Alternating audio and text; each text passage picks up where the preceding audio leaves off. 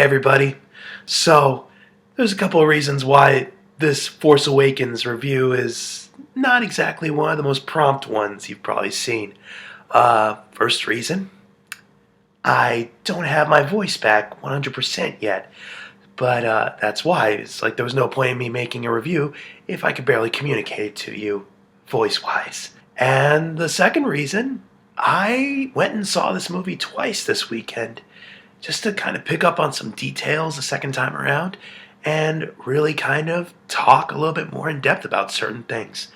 And again, heads up, I'm going to give kind of a brief, spoiler-free,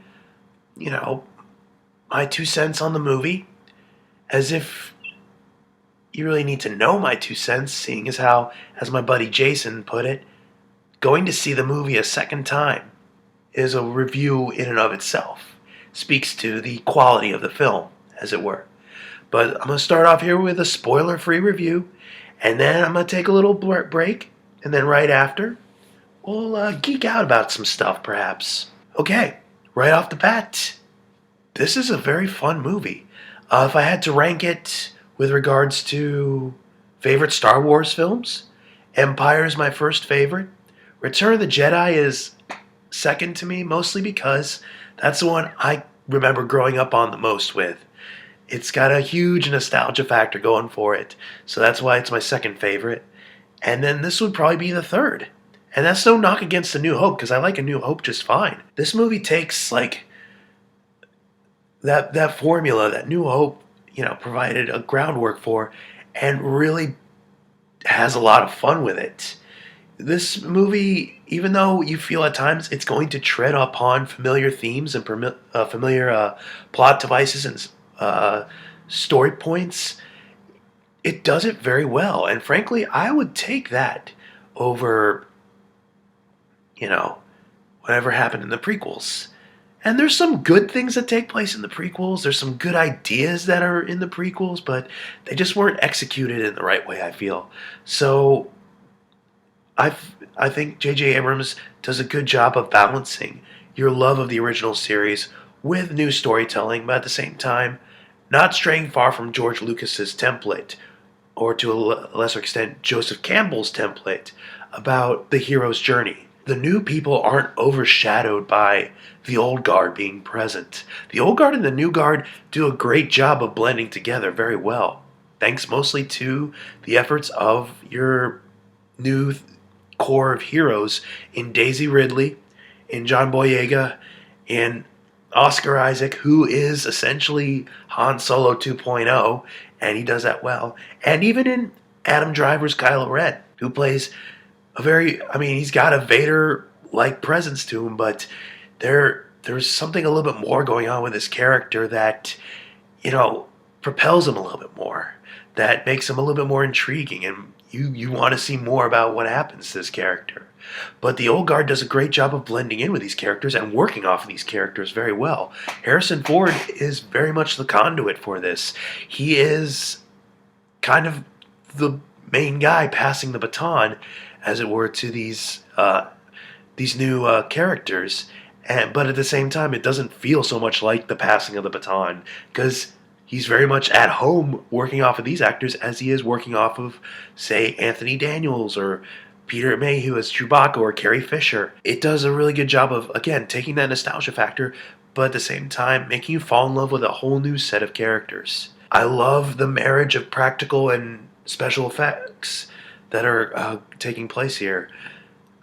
It's not a CGI free-for-all, and it's not totally reliant on in-camera tricks. When there's a CGI character, like Lupita Nyong'o's character, it's not there for the sake of being a cartoon. It's a character with dignity. She almost has a Yoda-like dignity to her. And at no point, even though I know it's CGI, at no point do I feel taken out of the experience, because they play this CGI character, this motion capture character, as a flesh and blood being. And the role she's given in the movie very much gives her several notches above whatever CGI characters were used in previous installments. She's got, like I said, a lot of poise and a lot of dignity to her. The practical effects I really enjoy. it's fun to just see like cool costuming and cool creature effects again. Um, and you blend that in with some pretty epic space battles, and all in all, this is a very fun experience. It's a very enjoyable experience, and it'll get you emotionally at just the right times, at just the right places. So I'm wholeheartedly recommending that you check it out if you haven't yet, so that I can talk about the spoilers now while you go check out the movie. We're going to take a little intermission right about here.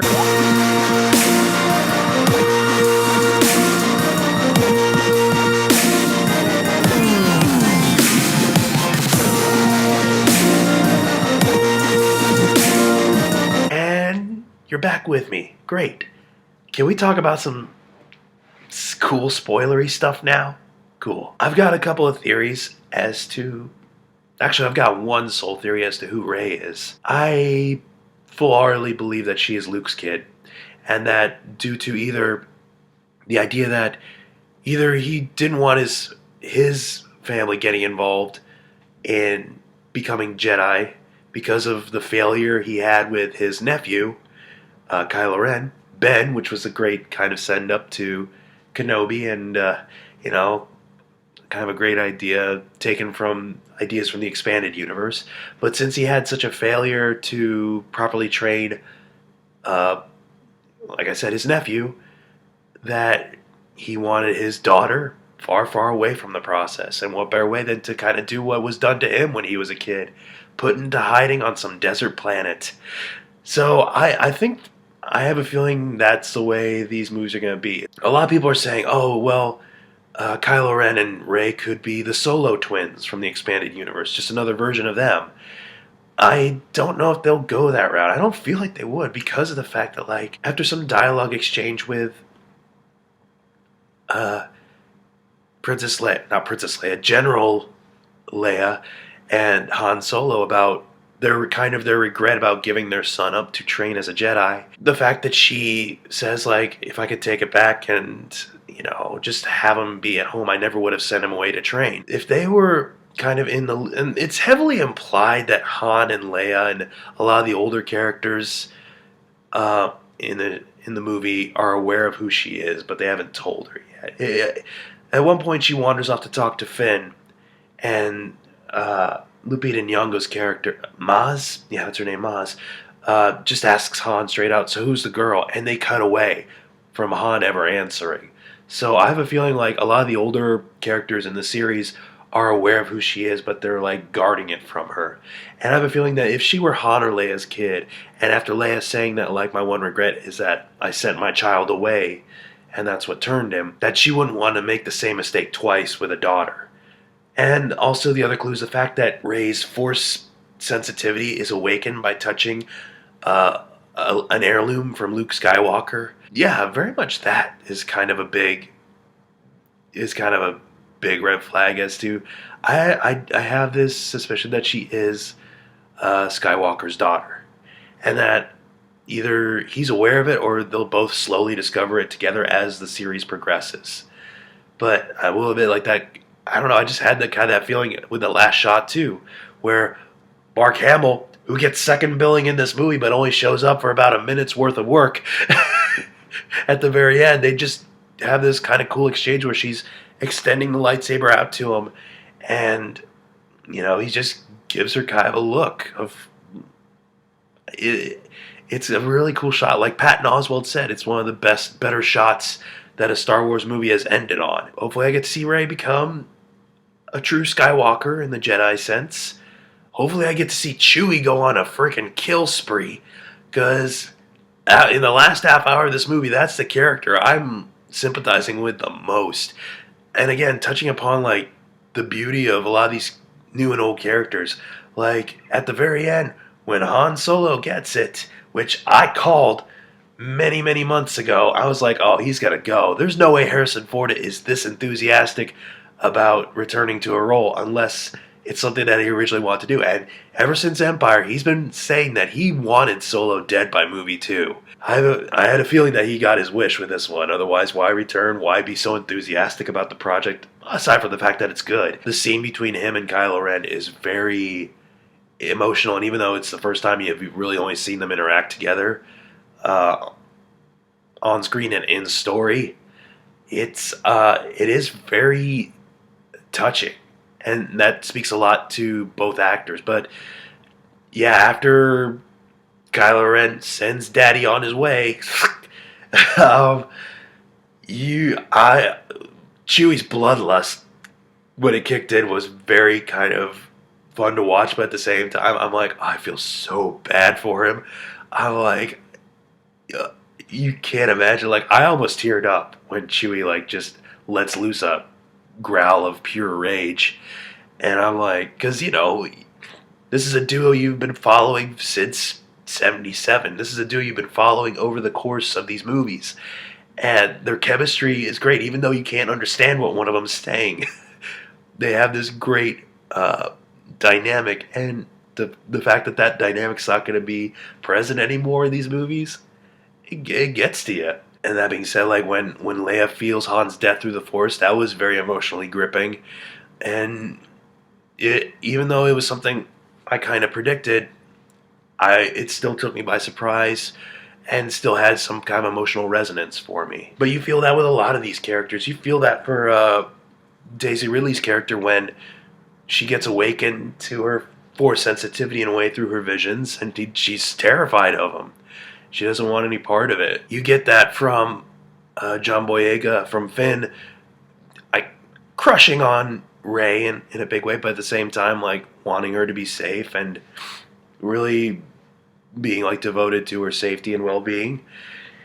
And I'm glad they didn't go the full romantic route with those two in this movie. Who knows? It might be something they explore later on, like they did with Han and Leia. But for right now, it felt like there's obviously affection between the two characters, and both actors do a really good job of conveying that. But at the same time, with all the heavy shit that was going on in the movie, it was probably not the time or place for romance, essentially. So I'm glad they didn't go that predictable route with it. Adam Driver as Kylo Ren was, I thought, really cool.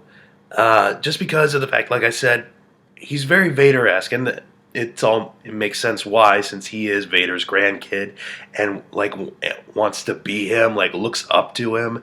He's talking to his grandfather's charred helmet in his private quarters.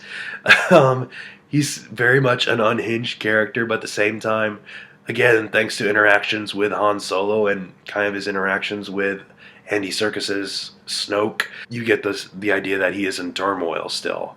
Very much more so than you did with Vader when you were first introduced to Vader, where you thought of him as just a straight-up bad guy. From the get-go, you understand that this character is all about the back and forth between the light and the dark.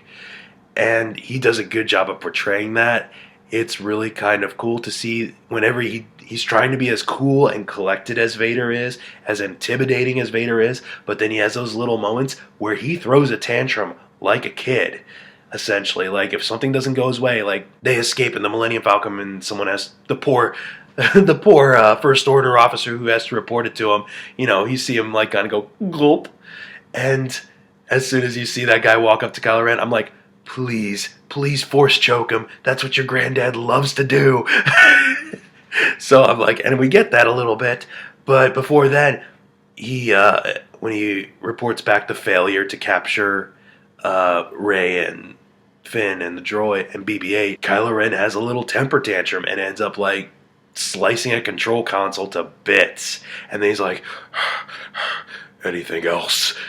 And it goes from there. When Daisy Ridley escapes from his torture chamber, he just has like a full-on mood swing and is like howling and screaming, just torching the place with his lightsaber. It can be very kind of unnerving that he's not nearly as emotionally or mentally balanced as Vader it was. As weird as that sounds, at least Vader was fully, for the most part, fully into his maliciousness. Kylo Ren is just, he's trying to get into doing evil stuff, but every time he's impeded about it, he gets even more like unhinged, and it's pretty fun to watch. And when the first time he takes off his helmet, my initial thought was, he looks a lot like Snape from Harry Potter. So I'm like, I can't wait for some memes of maskless Kylo Ren to start popping up. Please make this a thing with a maskless Kylo Ren walking around, but like a little subtitle saying, Potter, you fool. So make that happen, internet. John Boyega as Finn does a great job. I'm appreciative of his performance and his character because it's a point of view character we've never really seen in these movies before. We've never seen things from the stormtrooper's point of view. And we could make jokes as like, oh, incompetent stormtroopers can barely hit the broadside of a barn and all that stuff, or, you know, they're like the red shirts on Star Trek, they're easily expendable. But have you ever really thought of what it's like to be one of those dudes? His first scene in here as just a stormtrooper, you know, landing on this planet and getting involved in his first battle, where one of his brothers in arms like grabs his helmet and like smears blood on it on over his visor, and he is like shell shocked by this whole thing. Like he can't function properly when Gwendolyn Christie's Captain Phasma orders his brigade to like open fire on a city, on like a village full of like innocent people. He's the one stormtrooper who can't do it. Like Kylo Ren just stares at him and like gives him this cold look. Like imagine being a guy who's totally not into working for the Empire or the First Order or whatever. And we get a little bit into the insight of who these non-clone stormtroopers are. Like, apparently they're taken away from their families at a very young age and conditioned and programmed to be soldiers, essentially. I'm kind of wondering if they're going to explore that avenue of like who his family is, because otherwise why have a scene with Maz like looking into his eyes and saying that line from the trailer? It's like, I've seen your eyes before, essentially. Like, she recognizes something about him. So I'm kind of wondering whose kid he is, or whose family he's from, if they're going that route. I'm thinking Lando, perhaps. Prove me right, Billy D. Is it a perfect movie? No, it's not. It's not what I call a perfect movie, but at least it's like any, and some of this can be considered nitpicking, some of it can be considered very legitimate criticism. None of it takes away from the experience of seeing this movie. A lot of the parallels between what goes on in this movie and what has happened before in previous episodes, some of it is done very well. Some of it just doesn't ring as strongly as I would want it to, I guess. The use of a Death Star, essentially. There is a new Death Star-like base, Star Killer base. It's bigger than the Death Star, and it draws its power from suns and can destroy several planets in one shot, with like shots that branch out from a source point and can just hit multiple targets. So, I mean, that's kind of cool, with the fact that, like, okay, the First Order has upped their game since their Empire days, and they brought back, you know, a weapon that is bigger and more threatening, and you get the sense of, you know, that base's impact, physically and figuratively. However, because of the fact they're like, okay, we need to have a Death Star run type scenario in this movie, the gravity of that victory for the Resistance doesn't ring as much as it would. I honestly would prefer it if Starkiller Base wasn't destroyed. If they'd actually failed in their mission to destroy it and just had to flee. I mean, you can still consider a victory that all your favorite characters would be okay, but they would just, you know, be on the run. And that, you know, what could propel more of the story in future installments could be the fact that there is this big unstoppable threat looming out there in the galaxy that is 10 times, 100 times more deadly than any of the previous Death Stars. But it's done away pretty easily, and it doesn't have the same impact as, you know, as it did in New Hope when the first Death Star is destroyed. But I can kind of see why, because Starkiller Base isn't the main focus of this film. The main focus of this film is the search for Luke, and so everything else that's kind of happening isn't taking a back seat necessarily to that, but doesn't seem to have the same resonance. So I can see why I understand why it's not having that big of gravity on me as an audience member due to the fact that, yeah, it's not the main pull of the story. It's just another obstacle that our heroes have to overcome, and they do. And they do it well. It's just that seemed just kind of like a missed opportunity maybe, but who knows? Who knows what other deadly weapons the First Order has in store for us down the line. I don't want to say there were times that some scenes felt unnecessary, but there was only really one scene that kind of felt like, all right, we were going to come to the same conclusion anyway, so why have this moment in the movie? But now that I'm looking back on it, especially after having seen it a second time, the fact that, like, okay, it does provide some pretty cool character moments. But other than that, like, you could have taken this scene out of the movie completely and not lost anything. And that's it's after Han and Chewie rediscover the Millennium Falcon and find Rey and Finn and BB-8 on it and are talking to them. And then they come face to face with space pirates, a couple of which are dudes from the raid. So that's kind of cool that they worked in a couple of dudes from the raid. But then it gets into like this hallway chase involving giant tentacled meatball aliens, and then they have to take off at light speed inside of a freighter. And the scene kind of wraps up with the First Order being contacted by these space pirates about the Millennium Falcon. But I have a feeling that stuff was going to be reported to them anyways, seeing as how the First Order was chasing down the Millennium Falcon on the desert planet before they ever met Han or Chewie. And the fact that Kylo Ren can sense it when his father is nearby, it's that revelation of like, oh, Han's with him now, was going to be stumbled upon at some point anyways in the movie. And it just kind of, like I said, it didn't feel unnecessary because there were some kind of cool moments with Rey and Finn and some nice back and forth between Han and the pirates. But it was one of those scenes where I'm kind of like, when I thought about it again, I was like, you could have actually taken that scene out and lost nothing and maybe developed some other ideas, maybe a little bit more. But you know what? It's fine. Other than that, the only other, not even major it's not even a problem, it's just something I kind of noticed in this movie, is that coincidence levels are high in this film than they ever have been in any other Star Wars movie. The coincidence that General Leia would actually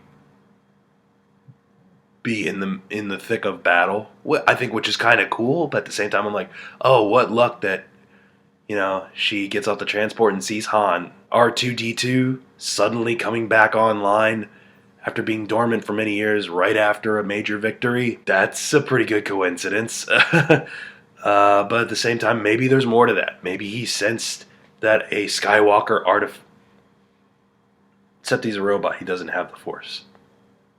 Who knows? I just kind of felt like, well, that's convenient that R2-D2 now all of a sudden is back up and running. No reason why, really, other than, okay, the good guys won. Maybe his good guy sense kickstarted all of his operations and he's fully functional again. I don't know. Who's to say? Yeah, there was some pretty heavy-handed coincidences taking place in this movie, but I'm willing to look past them and forgive them because of the fact that at least it was thoroughly enjoyable. If this had happened, and if those coincidences, if those kind of, well, that's really lucky, those type of moments occurred in the prequels, I would probably have a more skeptical eye about them. But this movie actually was very well balanced with its drama, with its action, with its humor, and with really dark themes that I'm able to just immerse myself in and enjoy it for what it is. And what it is the third best Star Wars movie I've seen. So, I don't want to I know I got into some stuff in there. One last thing I want to say. Kind of cool that they got Daniel Craig to play the stormtrooper that's mind controlled by Rey. That was kind of cool. I think that has been confirmed that was Daniel Craig being Jedi mind tricked. And apparently Ewan McGregor voiced a couple of lines in Rey's vision as Obi-Wan Kenobi. And they also had some lines from Yoda and Alec Guinness archive audio in there, and Luke screaming no, and you could recognize the Bespin scene from Empire Strikes Back in that vision. Like the Easter eggs in this movie are really fun, and I'm sure there are many more I missed, but I can't wait to find more of them. Like when Finn's rummaging through stuff on the Millennium Falcon, he picks up the trading orb from A New Hope that Luke was using to deflect blasts with the lightsaber from. A lot of familiar faces like Admiral Akbar and Yadnum, Pancake Face, come back, and there's a lot of cool stuff in there for diehard Star Wars fans, for longtime Star Wars fans. What I took away as an audience member too was the fact that this was actually one of those movies that really connected with all generations. There was a family of like 4 or 5 sitting in front of me, and you had the parents who obviously knew about Star Wars, obviously grew up with Star Wars, and then you have the little kids who are just in awe of all this awesome stuff taking place on screen in front of them. But when Han Solo gets it, you hear the parents audibly gasp, and you hear the little kids, like one of the little girls, like, "Mommy, is he okay?" Like this character who I'm sure maybe she hasn't had much exposure to. Maybe she was shown the original movies, maybe not. But like the fact that I'm guessing like a little 6 or 7 year old gets emotionally invested in a character that maybe, for all my knowledge, she's only seen for the first time in this movie, but also is played by an older person. It isn't like a young, trendy actor or anything like that. It's Harrison Ford, and that speaks depths about the way J.J. Abrams is able to perfectly encapsulate what is so appealing about this character and how it translates over to people of any age. The fact that both these adults and these kids have both that shared reaction of like awe, horror, and sadness at the same time in response to this character's death. It made me feel kind of good about what they're doing with these movies now. Because when I first heard about the acquisition of Lucasfilm by Disney and that they were going to make 7, 8, 9, and a bunch of other movies, I wasn't too hot on the idea because of the fact that I felt the original trilogy and aspects of the prequel trilogy settled the business with the Skywalker family. That it was but it was a fine enough beginning, fantastic middle, and a very satisfying end. And the idea of revisiting it was something I really wasn't fully on board with, just because I'm like, okay, the story's been told. What more can they do? And while they seem to kind of like to bring up familiar themes again and again in this franchise, they're doing it well. There's plenty of differences with Rey's journey and Luke's journey that it can be captivating for a few more years and be a great addition to the saga. So, again, yeah, sorry if I've spoiled everything for you, but I did give you plenty of time to check it out. So if you were one of those people who just barreled on through my little intermission there and,